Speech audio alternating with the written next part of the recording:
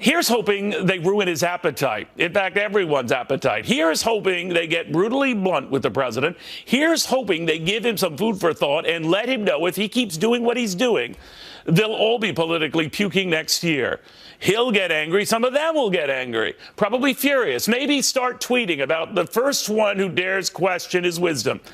Like he did today when he tweeted, and I quote, "The fake mainstream media is working so hard trying to get me not to use social media. They hate that I can get the honest and unfiltered message out." Mr. President, it's not the fake news media that's your problem. It's you. It's not just your tweeting, it's your scapegoating. It's your refusal to see that sometimes you're the one who's feeding your own beast and acting beastly with your own guys. Those are your guys, Mr. President. They're on your team, Mr. President.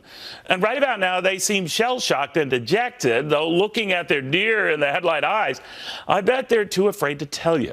Now, they're not perfect, but they do have your back. As no less than the Wall Street Journal muses today, do you have theirs? Mr. President, they didn't tweet disparaging comments about a London mayor in the middle of a murder spree. You did. They didn't create that needless distraction. You did. They didn't get you off your very valid and very promising agenda. You did. They didn't turn on a travel ban that you signed. You did. You're right to say a lot of people are out to get you, Mr. President. They are.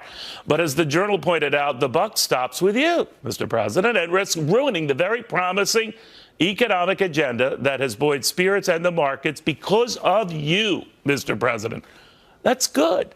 Look at these critiques you're now hearing from usually friendly and supportive allies as sort of like an intervention.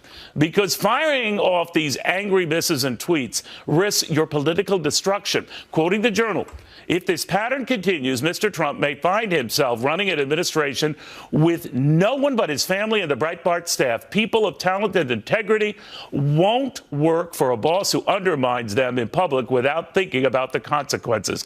Consequences for them and you, Mr. President. And the Journal and those guys, they like you. They like your agenda.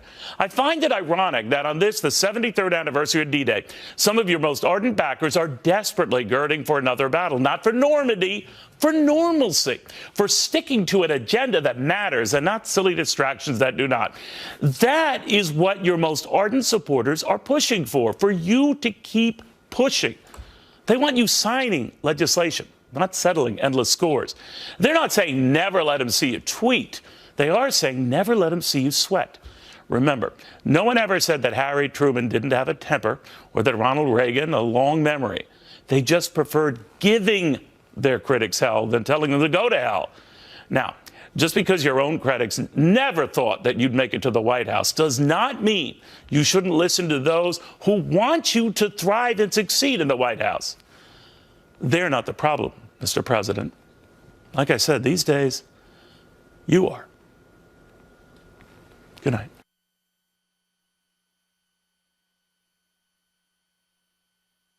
Hello, everyone. I'm Eric Bolling, along with Kat Timpf and Ebony